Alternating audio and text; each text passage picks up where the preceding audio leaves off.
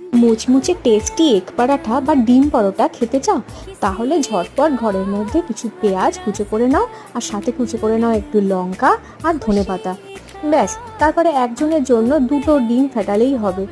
দুটো ডিম একটা জায়গায় ভেঙে নিয়ে তার মধ্যে ওই পেঁয়াজ কুচি, লঙ্কা কুচি, ধনেপাতা কুচি আর সাথে নুন, স্বাদ মতন গোলমরিচ দিয়ে ভালো করে ব্যাটারটা মিক্স করে নাও।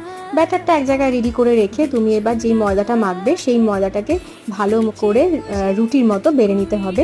তার মধ্যে ভালো করে অয়েল ব্রাশ করে নিয়ে আমি যেভাবে দেখাচ্ছি সেইভাবে দুটো সাইড দিয়ে ভালো করে ফোল্ড করে আবার একটু ময়দার গুঁড়ো ছিটিয়ে আবার দুদিক দিয়ে ফোল্ড করে এইভাবে স্কোয়ার করে ভালো করে বেলে নিতে হবে। আর হ্যাঁ, অয়েল দেওয়ার পরে কিন্তু বারবার ওই ময়দার গুঁড়োটা দিতে হবে, না হলে কিন্তু ফোল্ডগুলো ভালোভাবে হবে না। তারপরে সেটাকে ব্যাটারের মধ্যে ভালো করে দুপাশ চুবিয়ে নিয়ে অয়েলের মধ্যে, হোয়াইট অয়েলের মধ্যে ভালো করে এইভাবে ভাজতে হবে। এইভাবে ভেজে ভেজে ভালো করে দেখবে ভালো মতন পরোটাটা